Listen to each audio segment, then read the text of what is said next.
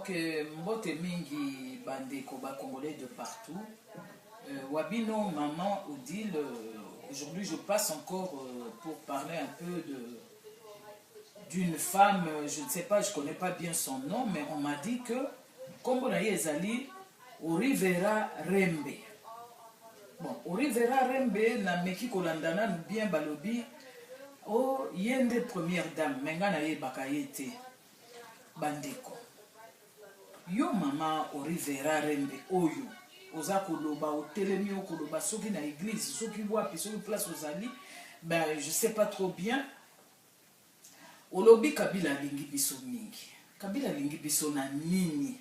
Mobali na ngai atikala na bana azo babysite bana. Soka babysite bana, bana na bino eza bana na biso nyoso te. Oya biso bana baza kokufa. Mais yo préféré oya obimo loba alingi bino mingi azako babysite bana. Azo babysite bana po biso to sala nini. Hein? Et puis ndeko ozali wana. Yo penzo oza sûr ozali mwasi wana ya Kabila. Mais moi je pense qu'ozali étiquette hein, maman. Ozali étiquette. Et là, on a ça là, on a qu'à pour distraire biso ba congolais. Bana baza kokufa, mibali ba kokufa, ba mama ba kokufa, ba ko boto la bango ba biloko na bango pelmel. Même mokonzi ya bato wana zali nani. Ye wana te oza ko lobolobi, mobari nanga, mobari nanga. Na yo posi okoma kaka rwandaise, ya wana na ba prononciation wana lingala wana soki uti na wapi soki wapi biso peto yebi yote. Mama, bongisa langage.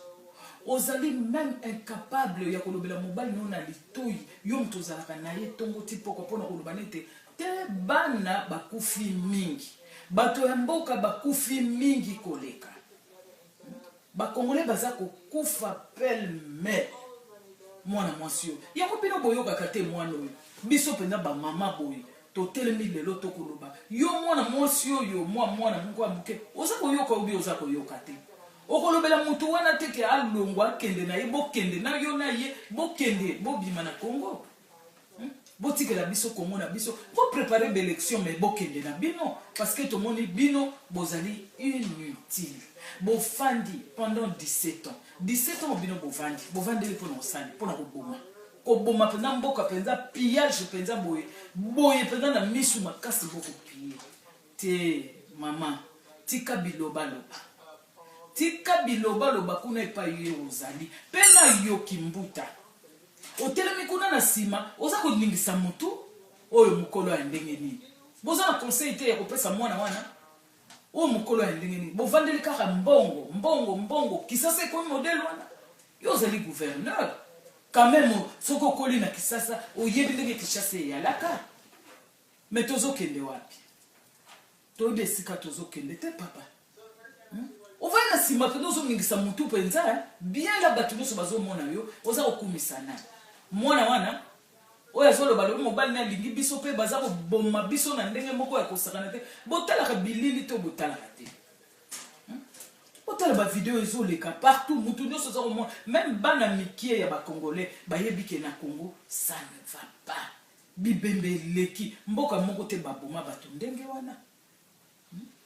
yango yo mama Orivera na ye ko yebisa yo Orivera Rembe lobana mobali na yo atika Congo wana akende parce que azali incapable ya ko diriger mboka wana ayaki na mission mususu lelo to réveiller kezali yango te ben abima na Congo akende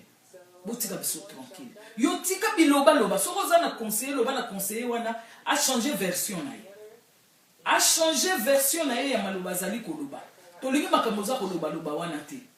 luka un bon conseiller alobelo ndenge ko kolo mobali na ngai mobali na okoko loba president te ubi okoko koloba te Kabila oyo mobali ya nani mobali ya nini aza ko sala nini na kalisi oyo kinga na koloba mingi te pona lelo na banzi oyoki vidéo oyo kokomela yo okoyoka yango bo changer version na bino mobari alingi bino asali bo alingi biso pona bomaka biso alingi biso pa bomaka biso hein na banzi oyoki mbala ya sima na koleka lisu te pona kokanisa ke bosi bolongwe pena yoka ke bosi bolongwa na koleka lisusu te bolongwa botikela biso mabele ya Congo biso moko to bongisa nzala eleki kisi yali te eloko moko te bato bakotelengana bakomi koluka bakimaka bayaka na poto kaka mpona bino tokomi na besoin kozonga epai na biso changer version ya maloba na yo soki yo ozali mpenza congolaise changer version ya maloba na yo ok merci